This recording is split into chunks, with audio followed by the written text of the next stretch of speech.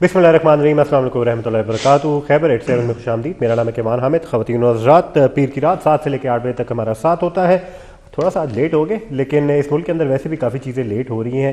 काफ़ी चीज़ें काफ़ी जल्दी हो जानी चाहिए। प्रायोरिटाइज जिनके साथ करना चाहिए उनके साथ किया नहीं जा रहा। सिक्योरिटी उसके अंदर सबसे बड़ा मसला है। उसके अलावा माशी हालात के हवाले से अगर हम बात करें तो हम बातें ही कर रहे होते हैं। उस पर एक्शन कितना लिया जा रहा है और कितनी जल्दी कितनी अर्जेंसी के साथ लिया जा रहा है, इसके हवाले से हमारे पास कोई खबर नहीं है। अगर आपके पास है तो आप हमें फीडबैक दे सकते हैं। आज के प्रोग्राम के अंदर भी ख़वातीन और हज़रात आपको बताते हुए चले, फॉर्मेट ये होगा कि हमारे पैनलिस्ट होंगे अपनी अपनी एक्सपर्टीज़ को मद्देनज़र रखते हुए अपना हमारे साथ तजर्बा शेयर करेंगे, अपना तबसरा शेयर करेंगे। 2 मिनट दिए जाएंगे हर पैनलिस्ट को अपनी एक बात कंप्लीट करने के लिए। एंड इसी तरीके से हम तसलसल को बरकरार रखेंगे। और आज के जो टॉपिक्स हैं वो टॉपिक्स थोड़े बहुत केपी सेंट्रिक भी हैं, लेकिन ओवरऑल जो नेशनल लेवल पे, मेन स्ट्रीम लेवल पे, पाकिस्तान के अंदर सियासी लेवल पे हो रहा है या फिर माशी लेवल पे हो रहा है, और मोस्ट इंपॉर्टेंटली जैसे कि मैंने पहले मेंशन किया, सिक्योरिटी के जो हालात हैं उस हवाले से हम इन टॉपिक्स को लेके चलेंगे आज के प्रोग्राम के अंदर। ख़वातीन और हज़रात, एक और चीज़ आपको बताता हुआ चलूँ पैनलिस्ट को इंट्रोड्यूस करवाने से पहले कि ये प्रोग्राम इस वक्त आप यूट्यूब पे भी लाइव देख सकते हैं। उसके अलावा जो हमारी एप्लीकेशन है खैबर न्यूज़ की और K2 टेलीविज़न की, उन एप्लीकेशन पे लाइव स्ट्रीमिंग भी आप देख सकते हैं। प्रोग्राम इस वक्त बराह रास्त जा रहा है खैबर न्यूज़ की स्क्रीन के ऊपर और K2 टेलीविज़न की स्क्रीन के ऊपर साथ साथ। एंड अब बाकायदा आगाज़ करते हैं प्रोग्राम का, आगे लेके चलते हैं। हमारे साथ आज के पैनल में मौजूद हैं इस्लामाबाद स्टूडियो में मेरे साथ मौजूद है मुबारक अली साहब। एंड उसके अलावा हमारे साथ पेशावर से बराह रास्त मौजूद हैं रिफ़तुल्लाह औरंगज़ई साहब और सलमा इम्तियाज़ साहिबा। उन तीनों को खुशामदीद कहते हैं जी प्रोग्राम के अंदर। बहुत बहुत शुक्रिया आप लोगों का, दोबारा से खैबर 87 में आप लोगों ने वक्त निकाला। आगाज़ करते हैं, सबसे पहले मौजू की तरफ आते हैं। सबसे पहला मौजू वही है जो ज़ेर बहस है हर करंट अफेयर प्रोग्राम के अंदर, सोशल मीडिया के ऊपर, ट्वीट में भी ट्रेंड कर रहा है। उसके अलावा वैसे भी जब खान साहब कोई बात करते हैं तो वो ट्रेंड तो करना शुरू हो जाती है।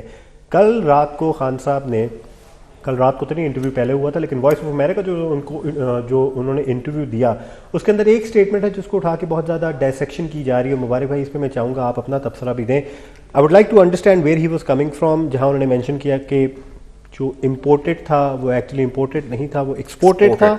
एंड ये यूएस का इसके अंदर हाथ नहीं था, एक्चुअली जनरल बाजवा की सारी गलती थी और उन्होंने यहाँ से पैगाम पहुँचाया था ताकि यूएस इसके अंदर इंटरवीन करे। तो थोड़ा बहुत बदल गया सारा जो हमने प्रिपरेशन की हुई थी इतने महीनों से, थोड़ा बदल गया। But I would like to understand without any biases if that is possible. ना आप कोशिश करेंगे। आजकल सहाफत में बड़ा मुश्किल होता है बायस को बिल्कुल न्यूट्रल रखना। लेकिन मैं समझना चाहता हूँ कि खान साहब अपनी इस नैरेटिव के अंदर बेसिकली कहना क्या चाह रहे हैं। मुझे जो लगता है कि साहब बहादुर जो है वो अमेरिका ही है इस खित्ते में। अच्छा, तो साहब बहादुर, शायद खान साहब को लगा है कि साहब बहादुर की नाराजगी जो है वो वजह बनी है उसकी आउस्टर का। तो शायद वो पे सिफाई करने की कोशिश कर रहे हैं इस वक्त इन बयानात के जरिए। और इंटरव्यू भी है वॉइस ऑफ अमेरिका को, जो कि अमेरिका का माउथ पीस है, यू कैन से दैट। तो शायद ये एक वजह हो सकती है। बाकी जनरल बाजवा के खिलाफ उसने एक नैरेटिव बनाया हुआ है और वो नैरेटिव जो बयानिया है वो बन भी गया है, वो बाई भी हो रहा है। और उसके जितने भी फॉलोअर्स हैं that is in a huge number, it's not a small number. अगर आप कहें तो पाकिस्तान की एक वाज़ेह अक्सरियत इस वक्त इमरान खान के फॉलोअर्स हैं और इमरान खान जो बात कहते हैं उनको फॉलो किया जाता है। तो ये एक चीज़ है बिल्कुल। अब कल वाला जो आपका इंटरव्यू जो नशर हुआ है उनमें से एक बार फिर कोई नई बात उसने नहीं की है, वही पुरानी बातें हैं। लेकिन नई चीज़ जो है वो अमेरिका को बराह रास्त एग्जॉनरेट किया है, जो पहले उसकी जो स्टेटमेंट एग्जॉनरेट किया, मतलब बिग वर्ड सर। बिल्कुल, हाँ, उसको बिल्कुल ही आप कहें कि उसको एक उनकी तरफ से सफाई आ गई कि नहीं, अमेरिका का कोई अमल दखल नहीं है। हालांकि आपको ये लगता नहीं है कि सिंस वॉइस ऑफ अमेरिका को इंटरव्यू दिया जा रहा था तो थोड़ा फिटिंग था कि थोड़ा केयरफुल तो हो खान साहब? केयरफुल नहीं, बाकायदा एक मैसेजिंग आप कह सकते हैं उनके ख्याल में। लेकिन ये भी कितनी आप कह सकते हैं कि ये भी एक अजीब सी बात है, क्योंकि जो भी इंटरव्यू अगर आप देते हैं, बीबीसी को देते हो, बीबीसी को भी, पाकिस्तान में भी किसी भी मीडिया ऑर्गेनाइजेशन, किसी यूट्यूबर को भी आप इंटरव्यू दें, मॉनिटर तो होती है। आप जो भी कहें, जिन लोगों का उसमें इंटरेस्ट उसका हर्ट होता है या सर्फ होता है, तो दोनों वो देखते हैं, मॉनिटर करते हैं अपने हिसाब से।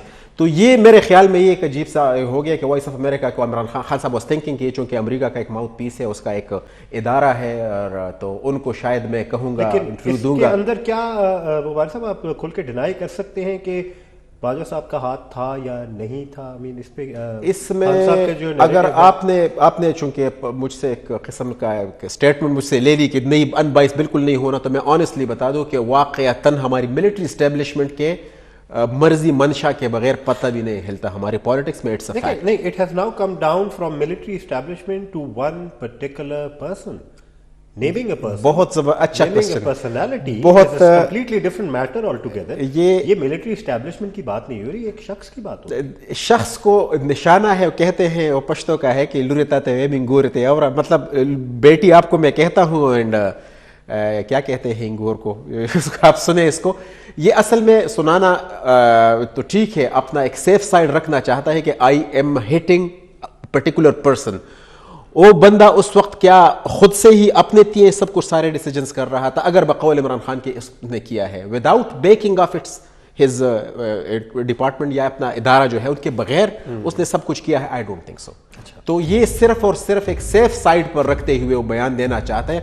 असल में एवरीबॉडी नोज इट। अगर तो इस बात में कोई सदाकत है कि इमरान खान को अगर बाजवा ने निकाला है तो फिर उसको फौज ने निकाला है। रिफतुल्लाह औरंगज़ेब साहब, आप इस हवाले से क्या कहते हैं? इमरान खान साहब ने बाजवा साहब का आप खुल के नाम ले लिया है, सिंध साहब वो चीफ ऑफ आर्मी स्टाफ भी नहीं रहे हैं, तो इस हवाले से नाम ले लिया गया है, उनको बिल्कुल जिम्मेदार ठहरा दिया गया है उनकी उस्र के हवाले से। और उसके अलावा जो एक रजीम चेंज हुआ, जो पहले नैरेटिव बन रहा था, जो खुल के बातें अब नहीं की जा रही थी वो अब खुल के की जा रही है। और खान साहब का कहना यही है कि बेसिक जो प्राइमरी एक फोर फ्रंट पे जो डिसीजंस ले रहे थे वो बाजवा साहब थे। अमेरिका के इसके अंदर कोई इतना ज़्यादा एक्टिव रोल नहीं था। एंड और बाकी जो मिलिट्री इस्टेब्लिशमेंट का भी जिक्र किया जा रहा था, it's not the establishment, it's not the United states of America. जो हमारी एलाय है उनके साथ ताल्लुक अच्छे रहने चाहिए ताल्लुकात, लेकिन जो जनरल बाजवा हैं उन्होंने अच्छा रोल प्ले नहीं किया। आप क्या कहते हैं इस हवाले से? बहुत शुक्रिया कैवान साहब। एक तो देखिए इमरान खान साहब की जो ये बयानात हैं, ये यानी मिनटों में जो है ना ये तब्दील हो जाते हैं, फिर मिनटों में जो है ना वो यू टर्न ले लेते हैं, और वो खुद भी कहते हैं कि यू टर्न जो है ना वो उस पर कोई उसी पशिमानी भी नहीं होती है। अब आप देखें कि उसने जो रजीम चेंज के ऊपर कितना बड़ा बयानिया बनाया, पूरे पाकिस्तान को उसने ऐसा समझ लें कि जैसे उसने हिला के रख दिया था। इतने सारे उसने जलसे किए, लाखों लोगों को उसने मोटिवेट किया, और यानी बहुत सारे सहाफ़ी उस वक्त कहते थे कि खान साहब जो है ना ये गलत बयानी कर रहे हैं, ऐसी बात नहीं है, ये वैसे ही जो है ना एक मतलब अपनी जो फॉलोइंग है उसको बढ़ा रहे हैं। और फिर अचानक से जो है ना उसने कह दिया कि नहीं वो मेरी गलती थी और ये इस तरह नहीं हुआ है। अब इसकी क्या गारंटी है कि खान साहब ये जो अभी उसने बयान दिया है वॉइस ऑफ अमेरिका को कि ये उसका आखिरी बयान है, अब इसके ऊपर और कोई बात वो नहीं करेंगे? ये भी मतलब एक सवाल है ना, क्योंकि अब इस कल वक्त को क्या ये जरूरी है पता लगाना कि बयान आखिरी है या फिर सही है या गलत है? इस वक्त ये ज्यादा जरूरी नहीं है। सिंस इलेक्शंस की इतनी ज्यादा बातें हो रही है कि कौन सा बयान सबसे ज्यादा पॉपुलर होता है, अवाम के अंदर जो भी बयान होगा ये बयान भी पॉपुलर तो होगा। आपको नहीं लगता ऐसा ही है? मैं ये कहता हूं कि पॉपुलर तो जो उनके लोग हैं वो तो इसको बाई कर रहे हैं। जैसे जो है ना वो तो जो भी खान साहब कहेंगे वो तो उसको बाई करेंगे, वो उसको एक्सेप्ट करेंगे। लेकिन उसकी जो है ना अब क्या रह जाती है? इतना बड़ा पॉलिटिशियन है, अब वो प्राइम मिनिस्टर भी रह चुके हैं। अगर इस तरह वो जैसे बच्चों वाली बातें करते हैं ना कि अब इस तरह जो है ना अपने बयानात तब्दील करते हैं, तो ये तो मतलब मैं ये कह रहा हूं कि उसकी संजीदगी, जो संजीदा लोग हैं उसके अंदर तो उसकी जो है ना बिल्कुल खुलकर बात आ गई है ना कि खान साहब हर चीज के ऊपर जो है ना बिल्कुल गलत बयानी करते हैं। तो मैं बाकी जो उसने अपना एक नैरेटिव बनाया हुआ है जो और वो अगर इस चीज को बिलीव करते हैं तो वो सारे गलत हैं, क्या आपको ये लगता है?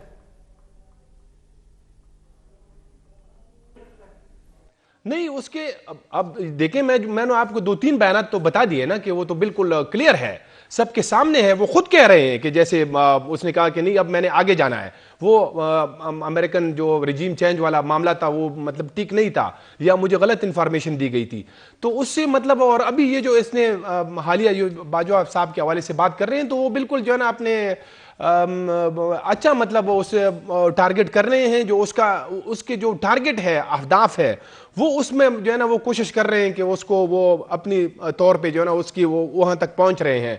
तो अभी ये है कि जो मतलब उसकी संजीदा हलकों में जो उसकी यानी वो एक रिस्पेक्ट है, या ऐसा समझ लें कि वो चीज़ जो है ना वो मतलब इससे ये जो बार बार अपने बयानात तब्दील कर रहे हैं, तो उसकी वजह से जो है ना मेरे ख्याल में उसकी साख जो है वो बड़ी ख़राब हो रही है कि जो सलमा इम्तियाज साहिबा, मैं आपसे जानना चाहूँगा कि ये जो अल्टीरियर मोटिव्स कह सकते हैं या फिर जो एक मकसद था खान साहब का ये स्टेटमेंट देने का, वॉइस ऑफ अमेरिका को देने का, और इसके अलावा बाजवा साहब को क्लियरली कैटेगोरिकली उनका नाम मेंशन करने का कि सारी जिम्मेदारी इनके ऊपर आती है, आपको क्या लगता है from the parties point of view, from a parties leader, chairman point of view, Khan साहब इस स्टेटमेंट के जरिए अपने फॉलोअर्स को, अपनी आवाम को क्या मैसेज देना चाह रहे हैं?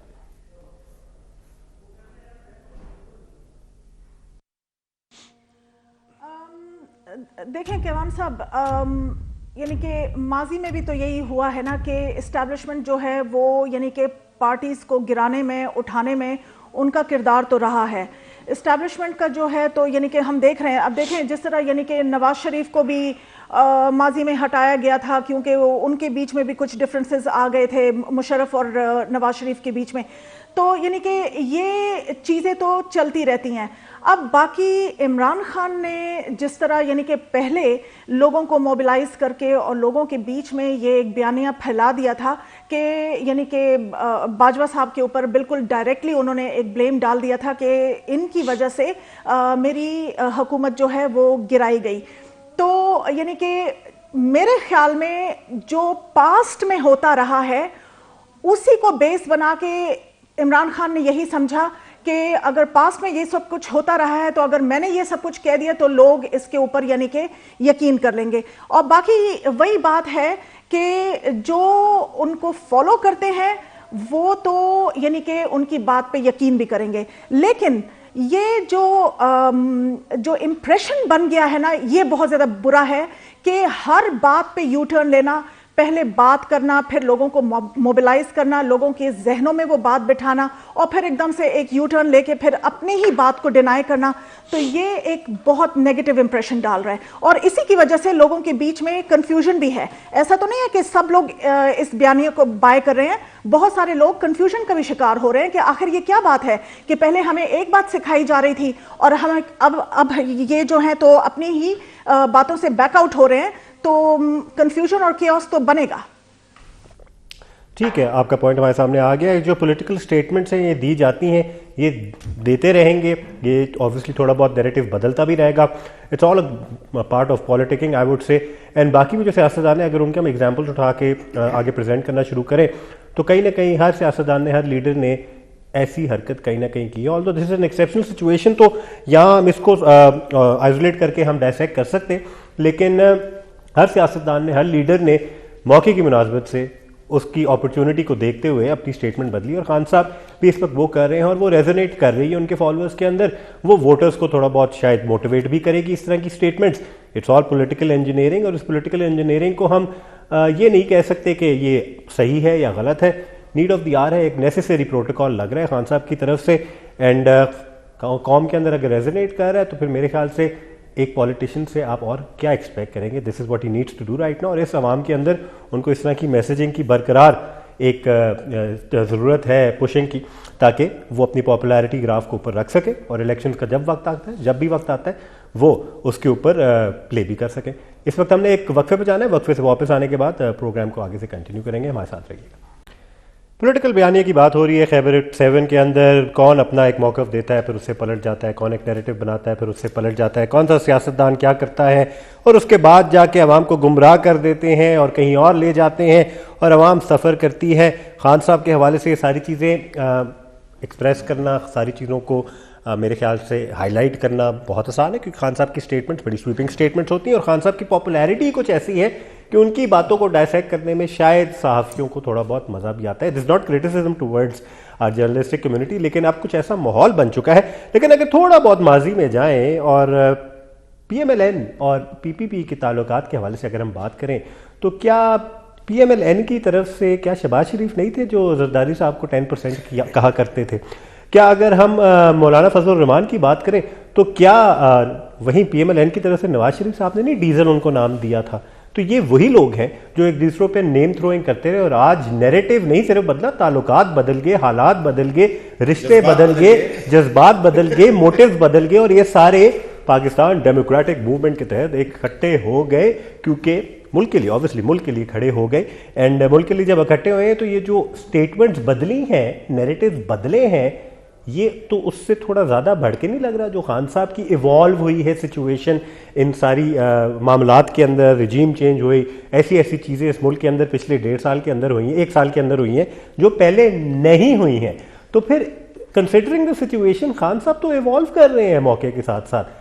मुबारक साहब, आप क्या कहते हैं? मुझे अगर मैं आपको हवाला देना शुरू कर, अभी तो मैंने 2 आपको सिर्फ एग्जांपल्स दिए हैं, इसमें तो ताल्लुक बदलते हैं, लोग पार्टियां बदलते हैं, आप नैरेटिव्स की बात तो कर रहे हैं। मुल्क और कौम के वसीतर मफादात में हुआ है सब कुछ, जिस तरह आपने अभी कहा ना, तो मफादात में होता है। इमरान खान भी मुल्क और कौम के वसीतर मफादात में पहले उसने अमेरिका को ठहराया और फिर उसको वो करके जनरल बाजवा को उसने किया है, लेकिन इसमें उन्होंने डिस्क्लेमर भी दिया, let bygones be bygones, let's move on, let's move on. वो भी, हाँ, एक बयान वो भी मौजूद है कि मतलब वो जो एक सुपर पावर के साथ सारी जिंदगी भर का ग्रज नहीं, लेकिन इसमें एग्जैक्टली और ये इसने आज भी कहा है कि मतलब कल वाली इंटरव्यू में भी कहा है कि एक सुपर पावर है तो उसके साथ हम अच्छे ताल्लुकात चाहते हैं, पाकिस्तान के वसीतर मफादात के लिए बात ठीक है। इसका एक खतरनाक पहलू जो मुझे नजर आ रहा है और वो जरा उस पर बात करना जरूरी है, क्योंकि इसने जो अपना रिजीम चेंज होता, रिजीम चेंज कहें या इसका जो हटाया गया प्राइम मिनिस्टर की कुर्सी से, तो उसने इसको किया कि ये एक गद्दारी है और ये एक साजिश है जो कि अमेरिका ने की।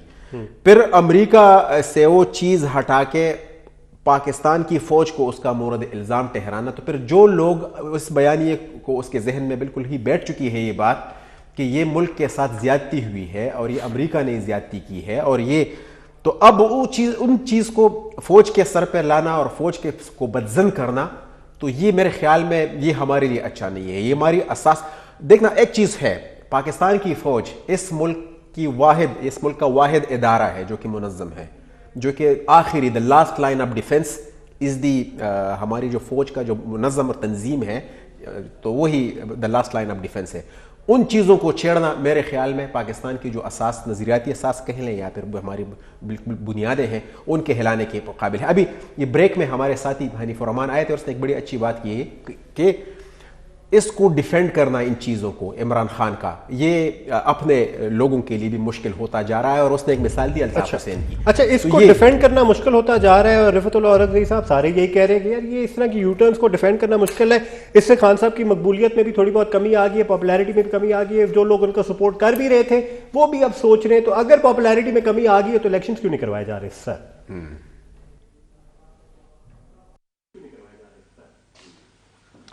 देखिए, इलेक्शन तो जो एक मतलब जो मौजूदा हुकूमत है उनका तो ये एक वो कहते हैं कि मतलब ये जो अपना टेन्योर है ये जब हम पूरा करेंगे तो उसके बाद जो है ना इलेक्शन होगा, यानी हम खान साहब किसी की ख्वाहिश पे या खान साहब की ख्वाहिश पे इलेक्शन नहीं हो सकते हैं।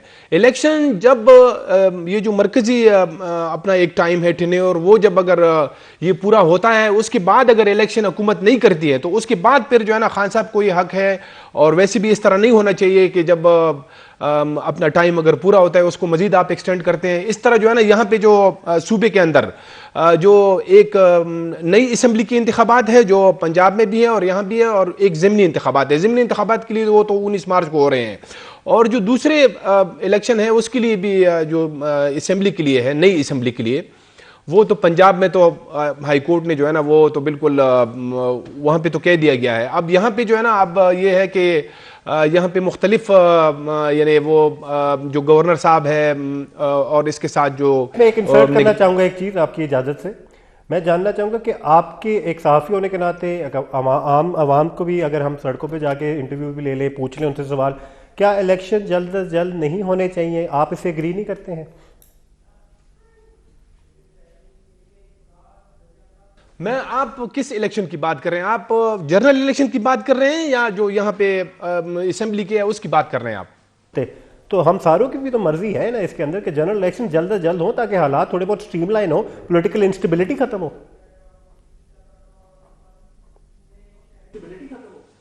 देखें, ये जो इकोनॉमी के हालात है, ये तो बिल्कुल आप इसमें तो शक नहीं है कि इसके साथ जो पॉलिटिकल इंस्टेबिलिटी है वो इसके साथ बिल्कुल जो है ना एक कनेक्ट है।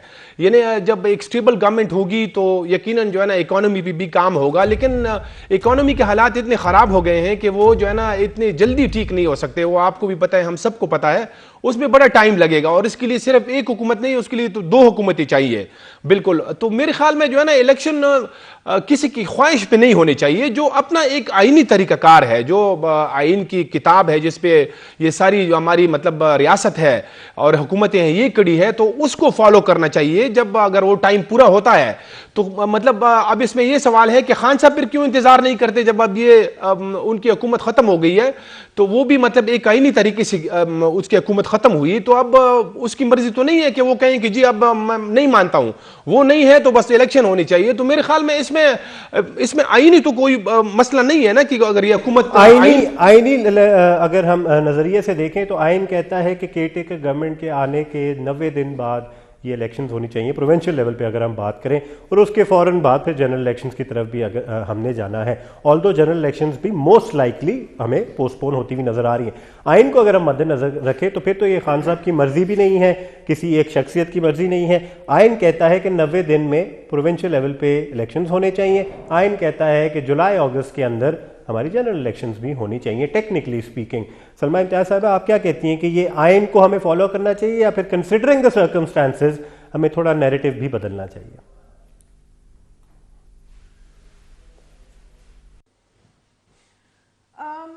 आइन को तो फॉलो करना चाहिए, इसलिए कि अगर कॉन्स्टिट्यूशनल वायलेशन होती है तो वो तो मजीद केओस का जरिया बनेगा। तो यानी कि उस लिहाज से तो ठीक है, लेकिन जिस तरह ये जो अफवाहें गर्दिश कर रही हैं और जिस तरह कहा जा रहा है कि यानी कि इकोनॉमी की हालात भी ख़राब हैं, फिर सिक्योरिटी के हालात भी ख़राब हैं और उसकी वजह से जो है तो इलेक्शन को डिले करना चाहिए किसी तरीके से, तो मैं उसके हक में नहीं हूँ। इसलिए कि एक पॉलिटिकल केओस बना हुआ है और इसी पॉलिटिकल केओस की वजह से इकोनॉमिक केओस भी है और उसके साथ फिर सिक्योरिटी के लिहाज से भी केओस है। तो जो चीज़ पहले सेटल हो सकती है उसको आईनी तरीक़ाकार के ज़रिए उसको पहले सेटल कर देना चाहिए, ताकि एक हैवी मैंडेट के साथ एक हुकूमत आए और जो मुल्क के जो बहुत मुश्किल मसाइल हैं उनको टैकल करे। इकोनॉमी फर्स्ट और सिक्योरिटी ऑल्सो फर्स्ट। तो हम ये नहीं कह सकते कि इन दोनों में से क्या करें, क्योंकि दोनों इंटरकनेक्टेड है। तो मैं तो यही समझती हूँ कि इलेक्शंस जल्द अज जल्द हो जाने चाहिए। जी, जल्द अज जल्द भी हो जाने चाहिए। और इसमें अगर इकोनॉमी को अगर हम मद्देनजर रखें तो मुबारक साहब, आप एग्री नहीं करते कि जो सिचुएशन है इकोनॉमी की, सारी इलेक्शन से इकट्ठे ही करवा लें, बचत हो जाएगी। बचत स्कीम है एक लिहाज से, बहुत अच्छी बात है। क्योंकि अगर आप विद इन नाइट, अभी तो लाहौर हाई कोर्ट का एक उसका डिसीजन है कि आप फटाफट आप डेट दे दें पंजाब में इलेक्शन की, इसी तरह केपी की भी, और उसने इलेक्शन कमीशन को बाकायदा हुक्म दिया है। तो ये भी एक क्वेश्चनेबल है कि आया एक आईनी इदारा है इलेक्शन कमीशन ऑफ पाकिस्तान, आया सुप्रीम कोर्ट हाई कोर्ट कोई इस तरह है कि उनको बता सके या उनको ऑर्डर कर सकता है? सुप्रीम कोर्ट कर सकता है मेरे ख्याल में, लेकिन आई डोंट थिंक सो कि हाई कोर्ट को ये इलेक्शन कमीशन एक आईनी कॉन्स्टिट्यूशनल इदारा है और वो इंडिपेंडेंट इदारा है जो कि डिसीजन करता है हालात, मारूजी हालात को देखते हुए। अब मारूजी हालात क्या है? 90 डेज तो अगर हम बात करें, let's go toward the second topic is well. Khan साहब की स्टेटमेंट से हवाले से हमने काफी डायसेक्ट कर ली। खान साहब क्या चाहते हैं, उनकी पार्टी क्या चाहती है, बिल्कुल उनके जो फॉलोअर है वो क्या चाहते हैं, इलेक्शन कब, किस तरह, कितनी जल्दी, किन सर्कमस्टांसेस में होने चाहिए। मरीम नवाज साहिबा की अगर हम बात करें तो उनकी जो स्टेटमेंट्स हैं खान साहब के खिलाफ, उनकी स्टेटमेंट्स इलेक्शंस के हवाले से, उनकी स्टेटमेंट्स अब जो कैंपेनिंग बाकायदा तौर पे उनकी ऑफिशियली लॉन्च हो चुकी है, और उनकी स्टेटमेंट्स अब पुराने खाते खोल के एस्टेब्लिशमेंट के खिलाफ, हाँ वो भी उसका भी है। लेकिन ये चीज़ है कि ऑलरेडी आपके ये जो इलेक्शन आप कह रहे हो, अगर तो जिस तरह सलमा साहिबा ने कहा, बड़ी अच्छी बात है कि कॉन्स्टिट्यूशन को हमने फॉलो करना है, और आईन ये कहता है कि जब कोई असेंबली डिसॉल्व हो तो विद इन 90 डेज इलेक्शन हो। ये अगर आप फॉलो नहीं करेंगे तो कैओस मजीद बढ़ेगा। लेकिन हैविंग सेड दैट, जो 2 सूबे और हैं उधर, एक बलूचिस्तान है, एक सिंध है, और 7 मरकज, 3 हुकूमतें हैं, 2 सूबाई हुकूमतें, 1 मरकज की, वहां पे नहीं होंगे, यहां पर भी मतलब अगर यहां पे इलेक्शन हो गया 2-3 महीने बाद दोबारा होंगे। एग्जैक्टली, अब मैंडेट लेकर आ गया 5 साल का, क्योंकि इलेक्शन अगर होंगे ओवरऑल तो फिर 5 साल का मैंडेट होगा या फिर अगले जनरल इलेक्शन तक होगा मैंडेट, ये भी एक सवाल। 2-3 महीने का मैंडेट है। एग्जैक्टली, तो कॉन्स्टिट्यूशनल क्राइसिस तो मजीद बढ़ गए। अब ये है कि थोड़ा सा ठंडा पानी पीना चाहिए पाकिस्तान तहरीक इंसाफ के जो लीडर्स हैं और खासकर इमरान खान साहब को। उनको इतना सोचना चाहिए मुल्क के लिए कि इलेक्शन अगर साथ हो, कोई 2-3 महीने डिले होने से कोई कयामत नहीं आएगी। बाय इलेक्शन का ज्यादा हमें तो नजर नहीं आता है, एक एक्सेप्शनल सिचुएशन बनी हुई है। कभी बाय इलेक्शन जो ऑफिशियल जनरल इलेक्शन की डेट बनती है, कभी उसके इतने करीब आए भी नहीं है पहले माजी में। It's a very exceptional situation, हमें एक्सेप्शनल डिसीजन लेने की जरूरत भी होगी। मरियम नवाज साहिबा के हवाले से रिफतुल्लाह औरंगज़ई साहब, मैं आपकी तरफ आना चाहूंगा।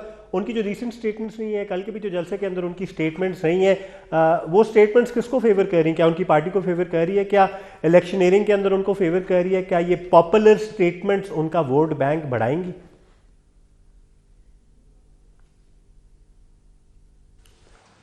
देखिए, वो अब जैसे एक नवाज शरीफ साहब ने वोट को इज्जत दो का एक नारा लगाया था, वो काफ़ी वो बिक गया था और काफ़ी सारे लोग जो है ना, वो जब हुकूमत से चले गए थे तो काफ़ी मतलब वो लोग भी खड़े हो गए थे। और वैसे भी जो है ना, पाकिस्तान के अंदर हमने देखा है कि जब भी आप एक एंटी एस्टेब्लिशमेंट नैरेटिव बनाते हैं तो लोग उसको बाई करते हैं, लोग उसके साथ जो है ना खड़े हो जाते हैं। और लेकिन फिर जब वो हुकूमत में आए तो एकदम से जो है ना, वो जब इनकी हुकूमत कायम हो गई तो मरियम नवाज भी खामोश हो गई, नवाज शरीफ भी खामोश हो गए। शहबाज शरीफ तो वैसे भी जो है ना, उसको प्रो एस्टेब्लिशमेंट माना जाता है। तो अभी फिर से जब इलेक्शन करीब है, मतलब अगर नहीं है तो 7-8 महीनों में जब होने हैं, फिर से जो है वो अब उनका एक ओहदा भी उनको दे दिया गया है, चीफ ऑर्गेनाइजर और नायब सदर मुस्लिम लीग नून की। तो अब ये मतलब एक किस्म की वो एक नैरेटिव बनाने की कोशिश अब वो उन्होंने शुरू कर दी है। यानी इस तरह वो कभी जो है ना, मतलब एस्टेब्लिशमेंट के ऊपर भी तनकीद करती है, कभी कभार जो है ना, जैसे दबे अल्फाज कोई जलसों के अंदर जो है ना, वो अपनी हुकूमत के ऊपर भी कोई सवालात उठाती है। जैसे पिछली मरतबा भी कई मरतबा इन्होंने ये जो महंगाई के ऊपर बात की, पेट्रोल की कीमतों पे। तो ये जो है ना, मतलब उनका ये मेरे ख्याल में एक स्ट्रेटेजी है कि वो हुकूमत में रह के उनकी अपनी, जैसे शहबाज शरीफ जो है ना, वो शुरू से इनकी पार्टी के अंदर इस तरह था कि वो गुड कॉप और बैड कॉप का एक जो नजरिया है कि एक जो है ना वो एस्टेब्लिशमेंट के खिलाफ और एक जो है ना हिमायती। तो वो मरियम जो है ना, इस तरह वो आराम आराम से जो है ना इस चीज़ को, जो ही ये इलेक्शन करीब होंगे तो आप देखेंगे कि फिर वो सारे जो है ना, जैसे इलेक्शन कैंपेन्स के अंदर फिर होता है, फिर वो खुलकर जो है ना वो सामने आएंगे। तो अभी उन्होंने इसको दोबारा से रीलॉन्च किया है मरियम नवाज को, जब से लंदन से आई है। तो ये अब इसने जो है ना एक अपना सपोर्ट हासिल करने के लिए अब ये जलसे भी शुरू कर दिए हैं। तो फिलहाल तो इस तरह का माहौल नहीं है कि जैसे मुकम्मल इलेक्शन का माहौल हो, उसमें नजर आता है। तो अभी तो इनकी हुकूमत भी है बहरहाल, लेकिन उन्होंने ये एक जो है ना, इनकी ये स्ट्रेटेजी लगती है कि उन्होंने अपने आगाज कर दिया है, मतलब एस्टेब्लिशमेंट के खिलाफ भी और दबे अल्फाज कभी हुकूमत पर भी जो है ना वो तनकीद करती हैं। अच्छा सरबाज त्याग साहब, मुझे बताइए, मरियम नवाज साहिबा के और भी कुछ बयानात हैं, हज़ारा सूबे के हवाले से भी कुछ बयानात दिए गए जिसको काफ़ी तनकीद का भी सामना करना पड़ा। तो ये जो बयानात है, क्या इसके पीछे भी कोई पार्टी पॉलिसी है, कोई रद्द-ए-अमल पार्टी रखती है इस हवाले से, हज़ारा सूबे के अलग क़याम के हवाले से? क्योंकि जिस तरह इसको क्रिटिसिज्म मिला है, अब इसको थोड़ा बहुत अंडर द कारपेट भी करने की कोशिश की जा रही है। इस स्टेटमेंट के हवाले से क्या कहती हैं आप?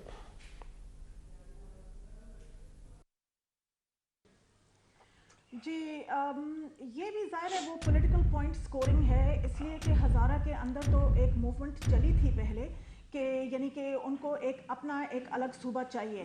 तो यानी कि ये बस उस पॉइंट को कैश करने की सूरत में बात हो रही है। हालांकि इनको यानी कि ये तनकीद का सामना भी करना पड़ा है कि अगर ये केपी को डिवाइड करने के लिए कह रही हैं तो साथ में फिर पंजाब को भी डिवाइड कर लेना चाहिए। वहाँ पे भी हालांकि पंजाब का जो पॉपुलेशन है वो 12 करोड़ है और यहाँ का जो पॉपुलेशन बनता है वो तकरीबन कोई 4-5 करोड़ बनता है। तो सबसे पहले तो जहाँ जो बड़ा सूबा है उसको डिवाइड कर लेना चाहिए। तो वहां पे अभी फिलहाल बात नहीं हुई और यहाँ पे बात हुई है, जिसकी वजह से जो इनके जो अलायंसेस जो बने हुए हैं ना एएनपी के साथ, वो भी इस बात से खुश नहीं है। तो ये एक सियासी बयान ही है जो वो दे रही हैं सिर्फ उस हज़ारा डिवीजन के लोगों को खुश करने के लिए, वरना तो इनको बहुत ज्यादा यानी कि क्रिटिसिज्म फेस करना पड़ेगा और कर भी चुकी हैं। ठीक है। मुबारक साहब, आपको क्या लगता है जो डिसइंटीग्रेशन हो रही है पार्टी के अंदर, डिसएग्रीमेंट्स हो रही हैं कि मैं इस मौके से एग्री नहीं करता, दूसरी पार्टी जो पीडीएम का हिस्सा है वो भी अब एग्री नहीं करते, अब वक्त आ गया कि इनकी disintegration for the good cause, इनके अपने कॉजेज के लिए हो, इलेक्शन करीब आ गया, अब अलग अलग से ही ऑपरेट करना है, अलग अलग से इलेक्शन एयरिंग करनी है, अलग अलग से वोट लेना है, तो अपने पार्टी के नीचे आ जाओ, पीडीएम वाला जरा डाइल्यूट कर लेते हैं एंड अब अलग अलग से अपना मौका। मरियम नवाज साहिबा से भी अगर थोड़ी बहुत डिटैचमेंट और आइसोलेशन करने का एक इरादा है बाकी पार्टी का या पार्टी मेंबर्स का भी, पीएमएलएन का भी, तो वो भी उनके फायदे में ही है फिलहाल कि लेट इट हैपन इंडिविजुअली। ये जो सारी स्टेटमेंट्स दी जा रही है, स्पेशली मैं जानना चाहता हूँ जो एंटी एस्टेब्लिशमेंट पुराने खाते खोल के राहील शरीफ साहब का मेंशन करके, फिर बाजवा साहब का मेंशन करके, फिर एक्सटेंशन को ऐसा पोर्ट्रे करके कि वो बहुत बड़ी गलती हो गई थी, गलती तो हमारी थी लेकिन गलती हो गई थी। बहुत बड़ी बदकिस्मती जो हमारी बहैसियत कौम है वो ये कि हमें जब अपने मुफादात हमारे जब हर्ट होते हैं तो फिर उसमें नेशनल इंटरेस्ट हमें नजर आने शुरू हो जाते हैं कि देखना it's against the national interest किस तरह हो रहा है। जब हुकूमत में आते हैं तो फिर सारी चीज़ें ख़त्म हो जाती, फिर इस्टेब्लिशमेंट और ये वो चीज़ें फिर किसी को नज़र नहीं आती। यहाँ पे ये सूबे की तकसीम की अभी बात हो रही थी, तो आपकी इजाज़त से इसमें अगर तो इस लिहाज से मरियम बीबी या पीएमएलएन का अगर ये है कि चले इंतज़ामी लिहाज से हज़ारा के लोगों की बेहतरी इसमें हो, अगर तो उस लिहाज से वो करना चाहे तो बहुत अच्छा है, लेकिन बदकिस्मती से ऐसा नहीं है। इसमें अपने सियासी पॉलिटिकल पॉइंट स्कोरिंग के लिए वो कर रहे हैं। उनको पता चल गया है कि जो मेनलैंड केपी है, नॉर्दर्न एरिया अपना स्वात, कोस्तान, दीर और जो 5 डिस्ट्रिक्ट है, वहाँ पे बिल्कुल ही पीटीआई ने सफाया कर दिया है, नून लीग का भी, पीपीपी का भी, और दूसरी जो पार्टियां हैं एनपी तो कहीं नज़र भी नहीं आ रही बदकिस्मती से केपी का। तो जितने भी वहाँ के, अब ये हज़ारा ही एक जगह नज़र आई है कि जहाँ पे नून लीग के थोड़े से नज़र आते हैं उनको, तो उन लोगों को उनके दिल की एक आवाज़ है। तो एक पॉलिटिकल एक स्टेटमेंट मुझे लगता है कि चले इसी ही से ही इतना ही मिल जाए, हिस्सा मिल जाए केपी में, ये भी काफ़ी होगा। अदरवाइज मेरा तो कहना है कि 2 नहीं बल्कि 3 सूबे होने चाहिए, एक नॉर्थ केपी, साउथ केपी और हज़ारा, तो फिर ज़रा ज़्यादा इंतज़ामी तकसीम होगा। इसी तरह पंजाब का जिस तरह सलमा साहिब ने कहा 12 करोड़ की आबादी है, वो तो 5 सूबे बनने चाहिए फिर, नॉट जस्ट नॉर्थ और साउथ का। तो मेरे ख्याल में अगर तो कौमी अपने ज़ाती मुफादात की बजाय कौमी मुफादात को मुकद्दम रख के फैसले किए जाए तो मुल्क का अच्छा के लिए अच्छा होगा। अदरवाइज सभी अपने इंटरेस्ट के लिए इस तरह खेलते रहेंगे। और वोटर बैंक बनाने के लिए मखसूस जगह के अंदर स्पेशली एक स्टंट मारा गया। स्टंट कितना सक्सेसफुल होगा जब इलेक्शन आएंगे तभी पता चलेगा कि वो बात कितनी रेजोनेट की उस अवाम के अंदर जो फेवर करती है इस नैरेटिव को और जो अगेंस्ट है इस नैरेटिव के। अब सिक्योरिटी की तरफ थोड़ा बहुत आ जाते हैं। सिक्योरिटी के हवाले से अगर हम बात करें, रिफतुल्लाह औरंगज़ई साहब, जब से पेशावर का सानिया पेश हुआ है तब से पुलिस पे 4 हमले हो चुके हैं, सिक्योरिटी की सिचुएशन मजीद बदतर हुई है और इसकी जो सारी रैत है वो पुलिस को भी फेस करने को मिली है, आवाम को तो नेचुरली मिल ही रही है। अमन व अमान का जो पूरा एक माहौल है वो मेंटेन करना बड़ा मुश्किल हो रहा है। इस्टेब्लिशमेंट भी इस हवाले से, अब यहाँ मैं इस्टेब्लिशमेंट का नाम नहीं यूज़ करूँगा, हमारे जो जवान हैं, फौज के जो जवान हैं, वो इस हवाले से बहुत ज़्यादा कुर्बानियाँ दे रहे हैं और बढ़ चढ़ के इस लड़ाई में, इस जंग में हिस्सा ले रहे हैं। इन चीज़ों पे ज़्यादा बात क्यों नहीं हो रही? इन चीज़ों पे ज़्यादा सियासतदान सेंसिटाइज क्यों नहीं है? क्योंकि इलेक्शन भी अगर उनका अपना मोटिव इलेक्शन ही है, इंसेंटिव वही है और वोट्स ही हैं, तो फिर इलेक्शन भी इन्हीं चीज़ों पे डिपेंडेंट है, सिक्योरिटी पे है, तो इस पे क्यों नहीं ज़्यादा बात हो रही?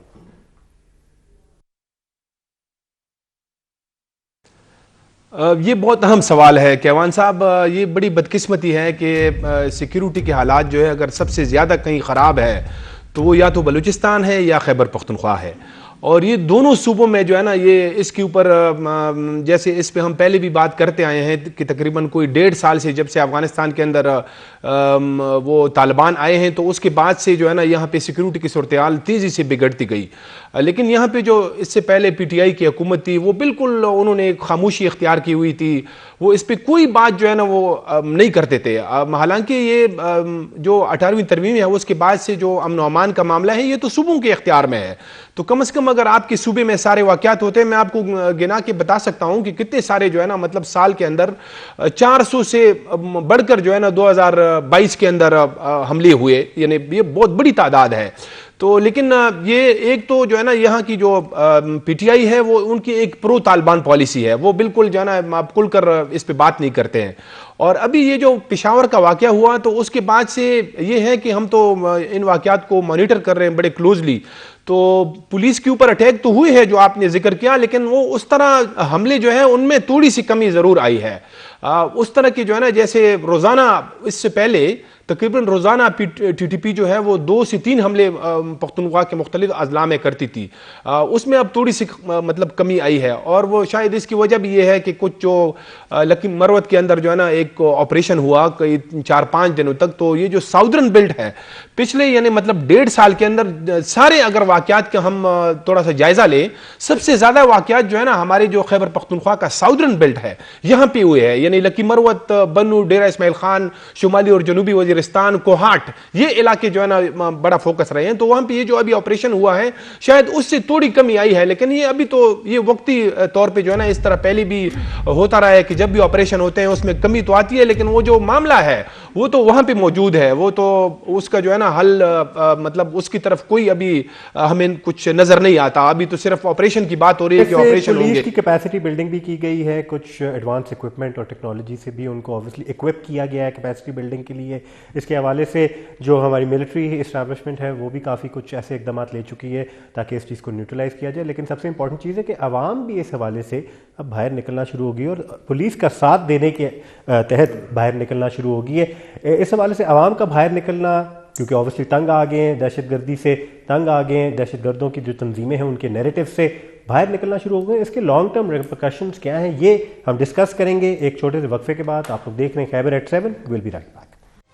Welcome back to Khyber at 7। सीधा चलते हैं सलमा इम्तियाज साहिबा, मैं जानना चाहता हूं, जैसे फिर ब्रेक पे जाने से पहले मैंने मेंशन किया कि अब आवाम भी सपोर्ट में निकलना शुरू होगी है। सपोर्ट का लफ्ज़ तो बड़ा पॉजिटिव है कि पुलिस के सपोर्ट में दहशतगर्दी के खिलाफ, वैसे तो ये बड़ी अच्छी लाइन्स बनती हैं, लेकिन आवाम का निकलना, वायलेंस के अंदर इंगेज करना, और एक लिहाज से यही नज़र आता है कि वेपनाइज होना, ये तो बैकफायर करेगी बहुत लॉन्ग टर्म के अंदर। आवाम को एक्चुअली क्या इतना इसके अंदर सेंसिटाइज तो बहुत होना चाहिए, लेकिन प्रैक्टिकली इन्वॉल्व होना चाहिए ऐसी चीज़ के अंदर।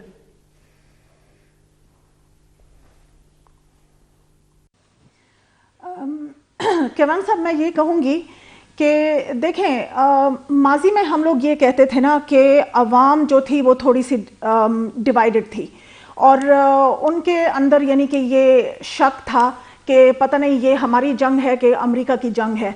तो यानी कि वो क्लैरिटी जो है वो तो समझ आती है इसके ज़रिए कि ये जो अपराइजिंग हम लोग देख रहे हैं या फिर ये लोग अपने आप को वेपनाइज कर रहे हैं, तो उस लिहाज से तो एक पॉजिटिव पैगाम जा रहा है कि यानी कि सब जो है यूनाइटेड हैं अपने सिक्योरिटी फोर्सेस के साथ भी, और सबके माइंड्स भी क्लियर हैं कि ये अमेरिका की जंग नहीं है, ये हमारी जंग है और हम ही ने अपने मुल्क को डिफेंड करना है। लेकिन हाँ, ऑन दी अदर साइड इसके नेगेटिव्स भी हैं, इसलिए कि अवाम की सिक्योरिटी के लिए तो सिक्योरिटी के इदारे हैं ना, उनका ये काम बनता है कि वो सिक्योरिटी फराहम करें। तो यानी कि मैं तो इसको पॉजिटिवली भी देख रही हूँ, लेकिन मैं इसको नेगेटिवली भी देख रही हूँ कि सिक्योरिटी इदारों का जो काम है उनको अब अपने आप को और ज़्यादा यानी कि स्टडी करना पड़ेगा, और ज़्यादा इसके ऊपर काम करना पड़ेगा।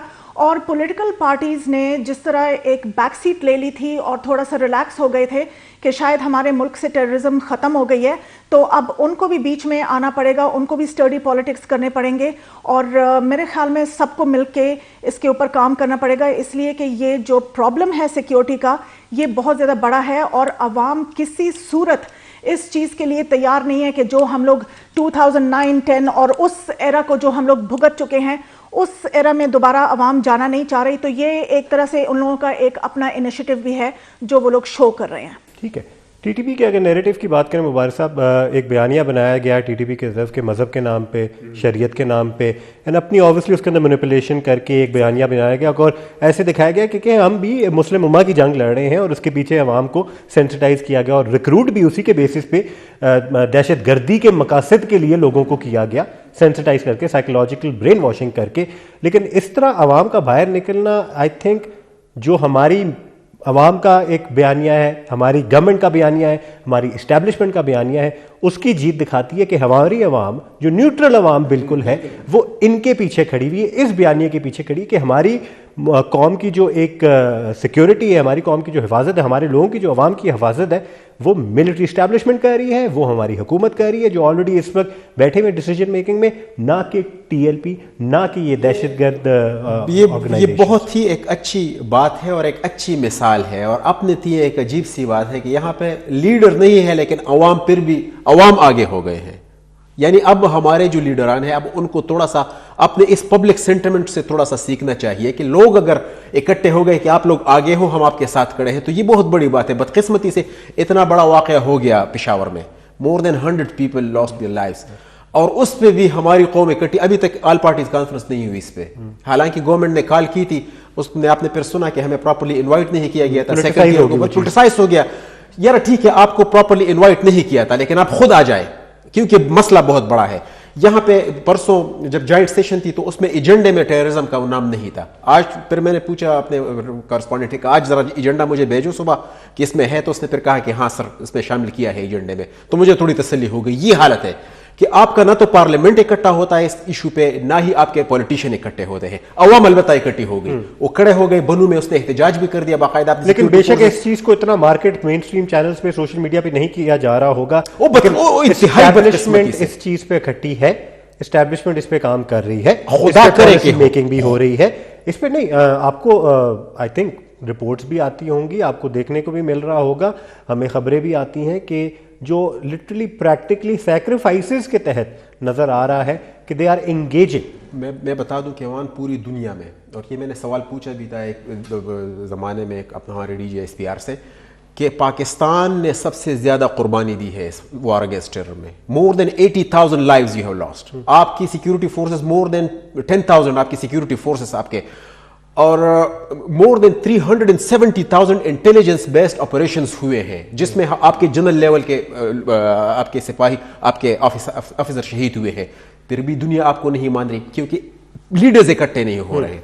तो अगर लीडर्स इकट्ठे हो गए और इन वाकयात में, तो इनको शिकस्त देना कोई है नहीं। थोड़ी बहुत करते हैं, और रोल मॉडल्स की अगर हम बात करें और उनको आइडेंटिफाई करके थोड़ा बहुत पब्लिसाइज करें और उनके बारे में ज्यादा बात करें, तो रिफतुल्लाह औरंगज़ई साहब, आपके माइंड में कौन सा इदारा आता है, कौन सी शख्सियात आप कह सकते हैं, कौन सा एक इसमें ग्रुप आता है जिसके एग्जाम्पल के तहत हम अपने पॉलिटिशियंस को भी थोड़ा सेंसिटाइज कर सकते हो, एग्जाम्पल सेट करके उनको एक्टिवेट कर सकते हैं, ताकि इस इशू पे वो भी बढ़ चढ़ के हिस्सा लें। सिक्योरिटी की जहां बात है, टेररिज्म की जहां बात है, तो आप किसको इस हवाले से नॉमिनेट करेंगे?